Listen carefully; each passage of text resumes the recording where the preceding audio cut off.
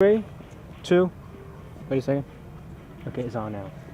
So, Greg, when you look back on your involvement with the union, what's one experience or accomplishment that would be most meaningful for you that you can think of?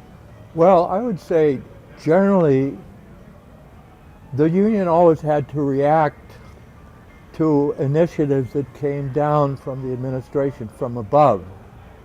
The union was a kind of a forum to express a different point of view and also to organize sometimes to take some kind of action. You know, maybe it was just writing a letter or deciding we were going to bring up certain topics at meetings and so on.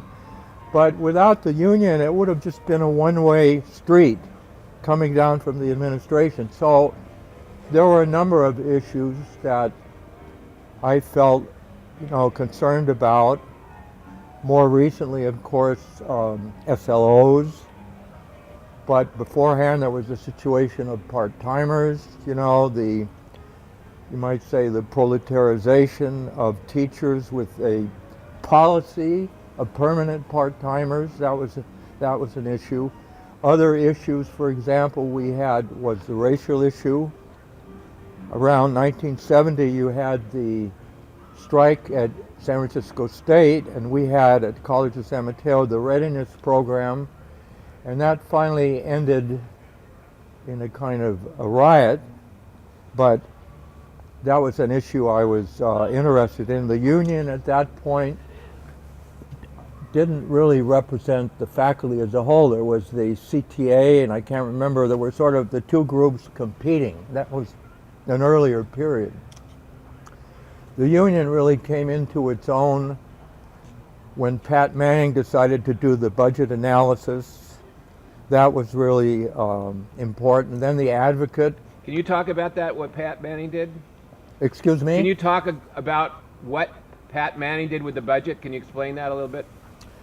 Well, if you don't have information, you can't really act or defend your interests. And of course, the union, we would go to these meetings and sort of talk about things, but we weren't really in a position to act on a lot of issues, particularly bread and butter issues. We had to find out how much money there was and where it went. So the first thing was to get the information, but information on its own really is not much of anything. You had to analyze it.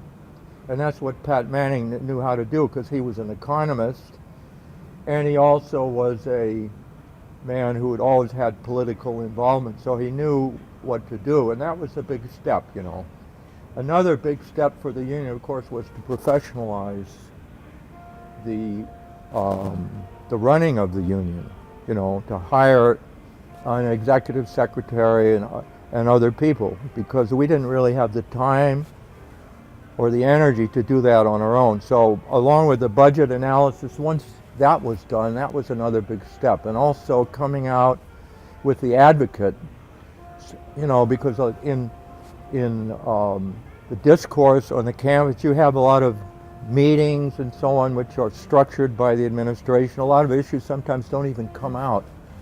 Once you have the Advocate, you can put the issue out in front of everyone and get their thinking on it. So I had I would say, my main involvement there probably was with the Advocate, because I was interested in not only bread and butter issues, but educational issues. So with your assistance as an editor,